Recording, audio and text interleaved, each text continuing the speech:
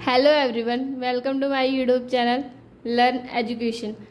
तो आज हम अपने बिजनेस स्टडीज़ का चैप्टर पढ़ने जा रहे हैं, बिजनेस एंड इंट्रोडक्शन। हमने इसका पहले पढ़ा था बिजनेस, व्हाट इज़ बिजनेस, और इसके फीचर्स बिजनेस के पढ़े थे। अब हम पढ़ेंगे प्रोफेशन।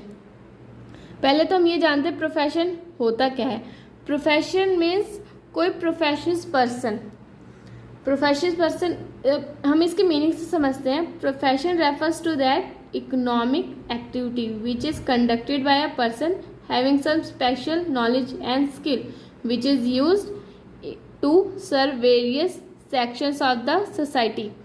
जो एक प्रोफेशनल पर्सन है वो ऐसे नहीं प्रोफेशनल पर्सन बन जाता, वो अपनी स्किल नॉलेज से ही एक प्रोफेशनल पर्सन बनता है, अपने एक्सपीरियंस से बनता है, जो उसके लिए उसको बहुत हार्ड वर्क करना पड़ता है। अब हम पढ़ेंगे इसका फीचर ऑफ प्रोफेशन। तो इसका फर्स्ट फीचर है body of specialised and techniques, body of specialised knowledge and techniques. The first important feature of a profession is that a professional should have specialized knowledge and technical skill and ordinary person cannot be a profession। जो एक professional person है वो अपनी experience से, knowledge से professional इंसान बनता है। कोई भी फ्रेशर या नॉर्मल कोई भी फ्रेशर इंसान को, पर्सन को हम जो है प्रोफेशन का टैग नहीं दे सकते। सेकंड फीचर है इसका formalised method of acquiring training and experience. There should always be a profession for training and experience in a profession. It means only that human activity can be called profession for training and experience in a profession. It means only that human activity can be a profession the knowledge of which is imparted by some institution. जो एक professional person है वो training और experience के base पे ही वो professional बनता है। अगर उसको कोई भी ट्रेनिंग नहीं दी गई होगी या उसको कोई भी नॉलेज या एक्सपीरियंस नहीं होगा तो वो पर्सन जो है प्रोफेशनल नहीं कहलाएगा। थर्ड फीचर है हमारा establishment of representative professional association. The third characteristic of profession is that it must have a representative professional association which performs the following important function। जो प्रोफेशनल पर्सन है वो नीचे दिए इन सब फॉलोइंग स्टेप्स को follow करता है। To regulate the behaviour of its members, वो अपने बिहेवियर को मेंबर्स के सामने रेगुलेट करता है। सेकंड है to create a code of conduct for guiding the activities of the profession. वो जो प्रोफेशनल पर्सन है वो किसी भी झगड़े में नहीं पड़ता बल्कि सबके साथ अपने रिलेशन को अच्छी तरह से बिल्ड रखता है। थर्ड पॉइंट है to build up and promote the image of its members as a professional. जो प्रोफेशनल पर्सन है वो अपने इमेज को बिल्ड रखता है। अगर वो बात बात पे लड़ाई या झगड़ा करने लगे तो उससे उसकी इमेज डाउन होगी और जो उसके मेंबर्स है वो उसकी ना बात सुनेंगे, तो उसके प्रोफेशनल होने का कोई फ़ायदा ही नहीं है। फोर्थ फीचर है code of conduct. Members of a profession are bound to follow code of conduct. Code of conduct includes rules connected with the profession, honesty, morality, which form its basis. The code of conduct of like law, medical, and chartered accountant, etc. have word been prescribed. जो code of conduct हमने पहले ही पढ़ा था कि code of conduct क्या होता है। Professional person जो है अपने रिलेशन को बिल्ड करके रखता है, किसी से लड़ाई झगड़ा नहीं कर सकता, वो एक मॉरलिटी, हॉनेस्टी के साथ ही दूसरे पर्सन से बिहेव करता है। जैसे कि मेडिकल, लॉ, चार्टेड अकाउंटेंट, ये सब क्या है प्रोफेशनल पर्सन है। अगर इनकी इमेज डाउन जाती है तो इनके जो है प्रोफेशनल जो पर्सन है इनके वर्क पे भी असर पड़ सकता है। फिफ्थ फीचर है priority of service over economic consideration. Like all other business activities, adopting a profession is also a means of earning money, under which on the basis of a specialized knowledge one gets some proper remuneration for service of society. That's why professionals are respected society। जो professional person है वो ऐसे नहीं पहुंच जाता, वो उसके लिए बहुत हार्ड वर्क करता है। फिर जब वो प्रोफेशनल्स बन जाते, जैसे डॉक्टर, चार्टर्ड अकाउंटेंट, तो उसी के हिसाब से उसको भी रिम्यूनरेशन या सैलरी दी जाती है। एक प्रोफेशनल पर्सन का काम यही नहीं ख़त्म होता, वो क्या सोसाइटी की वेलफेयर के लिए भी काम करता है। जैसे कि एक डॉक्टर, अगर डॉक्टर अपने पेशेंट का ठीक तरह से ट्रीटमेंट नहीं करेगा तो पब्लिक क्या है उसके खिलाफ एक्शन ले सकती है, जिससे कि उसके प्रोफेशन पे भी असर पड़ सकता है। आई होप आपको प्रोफेशन क्या होता है और इसके फीचर्स समझ आ गए होंगे। अब हम पढ़ेंगे इसका एम्प्लॉयमेंट। सबसे पहले ये हम मीनिंग इसका देखते हैं, एम्प्लॉयमेंट क्या होता है। Employment refers to that economic activity under which people work for others and receive remuneration in. जो एम्प्लॉय है, एम्प्लॉयर क्या है, एम्प्लॉय को जॉब देता है उसको, और एम्प्लॉय जो है उसी के अकॉर्डिंग वर्क करता है और सैलरी उसको एम्प्लॉय को मिलती है। तो यही क्या हो गया, वो एम्प्लॉय वर्क किसके लिए वर्क करता है, बॉस के लिए, और बॉस उसको क्या कंसिडरेशन में क्या देता है, सैलरी देता है। अब इसके फीचर्स क्या होते हैं एम्प्लॉयमेंट के। सर्विस, फर्स्ट फीचर है इसका service to other. The first important feature of employment is the service of other. जो एम्प्लॉय है वो सर्विस दूसरे को देता है। सेकंड फीचर है personal service. An employee has to provide service himself, other words he can not get service from somebody else in his place. जो employee है वो अपने लिए तो काम करता है, काम तो वो करता है पर उसको सैलरी भी मिल जाती है, इसलिए उसने ना कोई सोशल वेलफेयर किया। थर्ड फीचर है agreement. Employment obtained under a special contract, the basis of employment is entered in the contract, similarly the basis of remuneration is also written.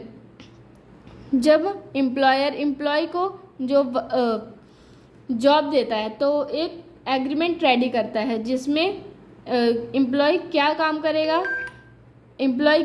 करेगा, उसकी सैलरी क्या होगी और वो किस प्लेस पे वर्क करेगा या उसकी प्लेसमेंट क्या होगी, ये सब उस एग्रीमेंट में दिया होता है। फोर्थ फीचर है servant. An employee is a servant of his master and act according to his orders. जो एम्प्लॉय है एक सर्वेंट की तरह काम करता है, जो उसका बॉस उसको ऑर्डर देता है वो उसी को फॉलो करता है और उसी हिसाब से काम भी करता है। फिफ्थ है नो नीड ऑफ कैपिटल।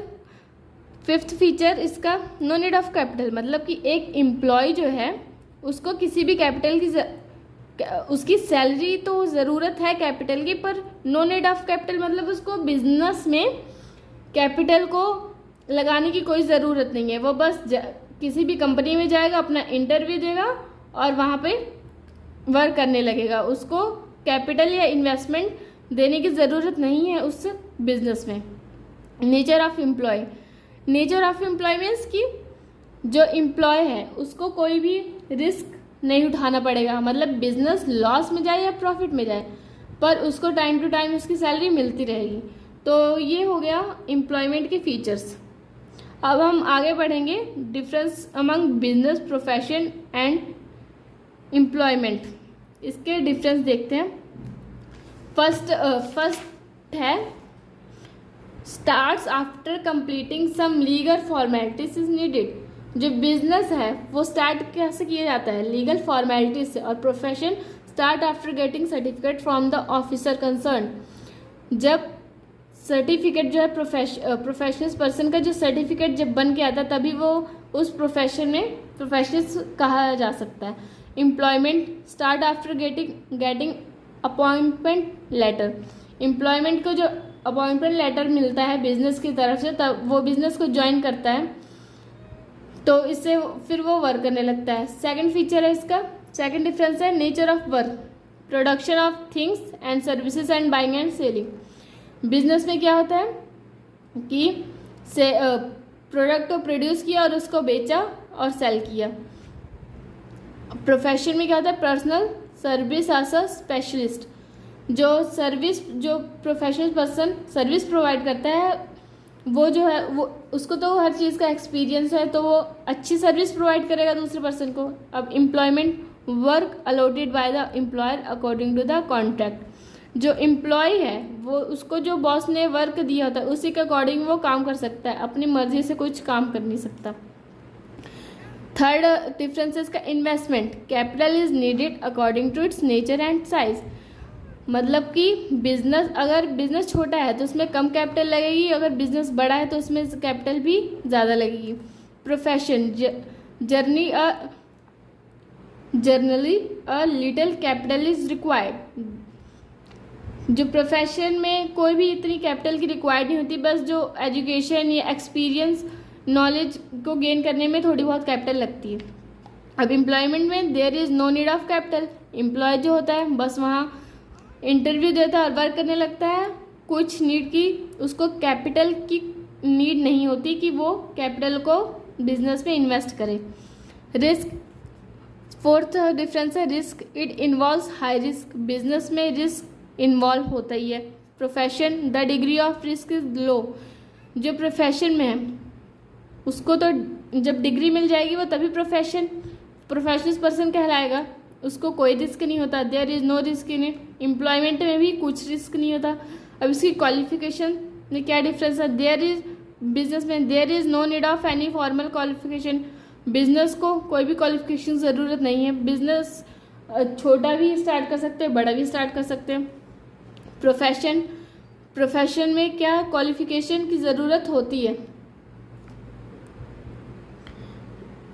और एम्प्लॉयमेंट में formal education is not necessary for all the employment. जो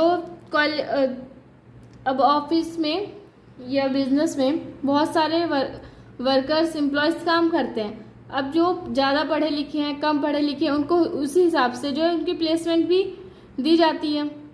अब सिक्स डिफरेंस है ऑब्जेक्टिव में बिजनेस को क्या अर्न प्रॉफिट करना चाहता है। प्रोफेशन में वो जब प्रोफेशनल पर्सन जब सर्विस प्रोवाइड कराता है तभी उसको प्रॉफिट अर्न होता है। एम्प्लॉयमेंट में to earn profit through salary और वेजेस। जो एम्प्लॉय है उसको तभी सैलरी और वेजेस मिलती है जब उसने बेटर वर्क करके दिया हो अपने बॉस को। सेवंथ डिफरेंस है transfer of interest. A business man can transfer his interest. और प्रोफेशन में a professional can not transfer his interest. Employment में an employee also can not transfer his interest. Eight differences का test of efficiency. Business में क्या है profit earn करना। Profession में क्या है क्वालिटी ऑफ सर्विस प्रोवाइड।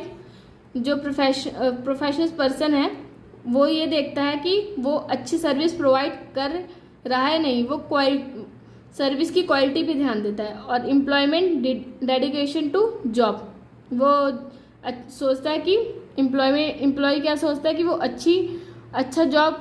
अच्छा परफॉर्मेंस करे ताकि उसका बॉस उसकी सैलरी बढ़ाए। नाइन्थ डिफरेंस है code of conduct. No code of conduct business में कुछ कोड ऑफ कंडक्ट की ज़रूरत नहीं होती। Profession there is a code of conduct in profession. जो प्रोफेशनल पर्सन है उसको तो कोड ऑफ कंडक्ट की बहुत ज़रूरत होती है। Employment there is contract instant of code of conduct. Employment में भी कोड ऑफ कंडक्ट की ज़रूरत होती है। आई होप आपको प्रोफेशन, बिजनेस और एम्प्लॉयमेंट के बीच के डिफरेंस, इसके मीनिंग और फीचर्स समझ आए हों।